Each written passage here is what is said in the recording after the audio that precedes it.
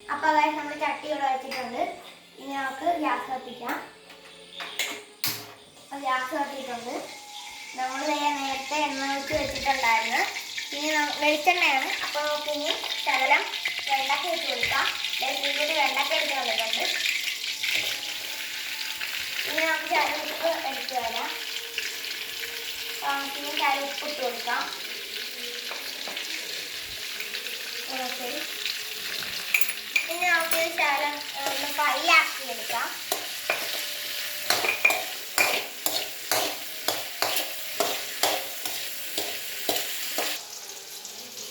അപ്പോൾ ഇതേ വെണ്ടക്ക ഫ്രൈ ആയിട്ടുണ്ട്. നമുക്കിനി എടുത്ത് മാറ്റി വെക്കാം.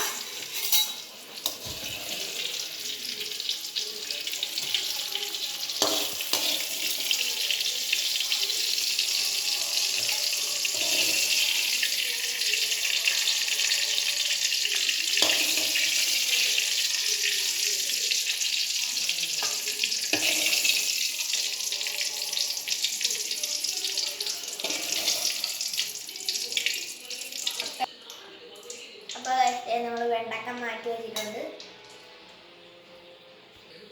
അപ്പോൾ നമ്മൾ വെണ്ടക്ക മാറ്റി വെക്കുവാണ്.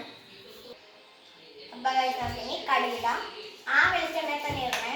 വെണ്ടക്ക ഫ്രൈ ആക്കി വെളിച്ചെണ്ണയിൽ തന്നെ ഒരു 1/2 ടീസ്പൂൺ കടുകാണ് ഉള്ളത്. ഇനി നമുക്കൊരു 1/4 ടീസ്പൂൺ ഉലുവ ഇടാം.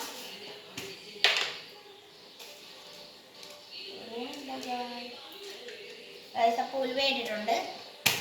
ഇനി നമുക്ക് ഇതൊന്ന് പൊട്ടിക്കാം. അപ്പോൾ നമുക്കിനി വറ്റൽമുളകും വേപ്പിലയും ഇടാം.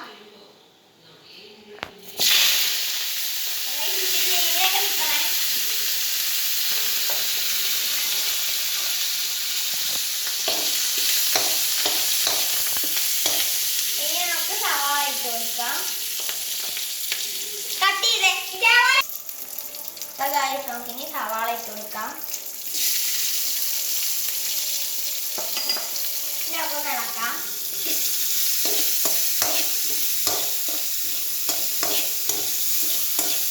ഇനി നമുക്കിനൊന്ന് വാട്ടിയെടുക്കാം. അപ്പൊ നമ്മളിപ്പോ ഉള്ളി, കരിവേപ്പില, അപ്പൊ ഇതിൽ കടുക്, ഉലുവ, എണ്ണ, സവാള, വറ്റൽമുളക്, വേപ്പില, പിന്നെ പച്ചമുളക് ഇടാൻ മറന്നു പോയത് ഇപ്പം ഇട്ടിട്ടുണ്ട്. നമ്മൾ ഇനി ചെയ്യുമ്പോൾ നേരത്തെ ഇടുന്നതാണ്. അപ്പം ഇതൊന്ന് വാട്ടി തന്നെ. അപ്പോൾ ഇനി നമുക്ക് മഞ്ഞൾപ്പൊടി 1/4 സ്പൂൺ ഇടാം.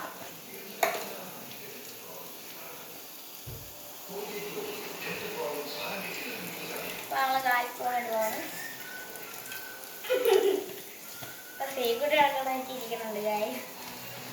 ഇനി നമുക്ക് മല്ലിപ്പൊടി 1 സ്പൂൺ ഇടാം.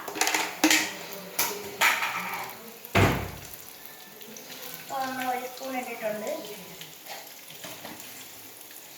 പിന്നെ നമുക്ക് മുളക് പൊടി 1 സ്പൂൺ ഇടാം.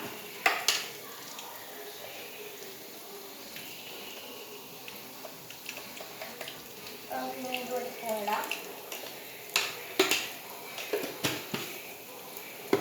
നമുക്കിത് മിക്സ് ചെയ്ത് കൊടുക്കാം.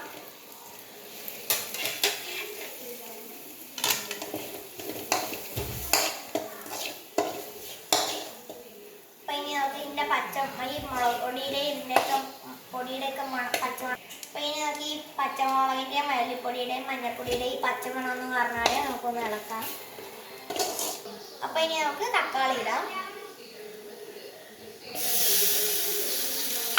ഇനി നമുക്ക് ഇതൊന്ന് വരട്ടിയെടുക്കാം.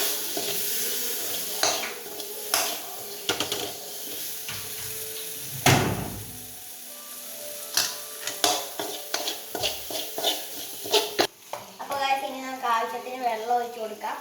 സത്യത്തിൽ വാളംപുളി വെള്ളമായിരുന്നു വേണ്ടത്. അതില്ലാത്തതുകൊണ്ട് ഞങ്ങൾ സാധാ വെള്ളമാണ് ഒഴിക്കുന്നത്. ഇനി നമുക്കൊന്ന് ഇളക്കാം. ഇനി നമുക്ക് ഇതൊന്ന് തിളക്കണ വരെ വെയിറ്റ് ചെയ്യാം. തിളച്ച് കഴിഞ്ഞിട്ട് കണ്ടൊക്കെ ഇടാം. നമുക്ക് ഇതിൻ്റെ ഇടയ്ക്ക് ഉപ്പൊക്കെ ഉണ്ടാകും ചെക്ക് ചെയ്യാം. ഇതിൻ്റെ ഇടയ്ക്ക് ഇനി നമ്മൾ ചെയ്യും. ഇത് നിങ്ങൾ ഉണ്ടാക്കുവാണെങ്കിൽ ഇനി ചെയ്യുമ്പോൾ ആവശ്യത്തിന് ഉപ്പൊക്കെ ഉണ്ടോ നോക്കി വേണം ചെയ്യാൻ. ഇനി നമ്മൾ ഈ സമയത്ത് ഉപ്പൊക്കെ ചെക്ക് ചെയ്യണം. അപ്പോൾ ഇനി നമുക്ക് കറി തിളച്ചിട്ടുണ്ട്. ഇനി നമുക്ക് വെണ്ടക്ക ഇട്ട് കൊടുക്കാം. അപ്പോൾ നമ്മളിതേ വെണ്ടക്ക ഇട്ടിട്ടുണ്ട്. ഇനി നമുക്കൊന്ന് ഇളകി കൊടുക്കാം. ഞാൻ 5 മിനിറ്റിനുള്ളിൽ നമ്മുടെ കറി റെഡിയാവും. അപ്പോൾ ഗൈസ് നമ്മുടെ കറി തിളച്ച് വന്നിട്ടുണ്ട്. ഇനി നമുക്ക് ബൗളിലേക്ക് മാറ്റാം. അപ്പോൾ ഗൈസ് നമ്മുടെ വെണ്ടക്ക കറി സെറ്റ് ആയിട്ടുണ്ട്. അപ്പോൾ എല്ലാവരും ട്രൈ ചെയ്ത് നോക്കുക. പിന്നെ ഇതേപോലത്തെ വീഡിയോ ഒക്കെ വേണമെങ്കിൽ താഴെ കമൻറ്റ് ചെയ്യുക. അപ്പോൾ എല്ലാവരും ലൈക്ക് ചെയ്യുക, ഷെയർ ചെയ്യുക, സബ്സ്ക്രൈബ് ചെയ്യുക, ബെൽ ബട്ടൺ അടിച്ചു കൊടുക്കുക. എല്ലാവർക്കും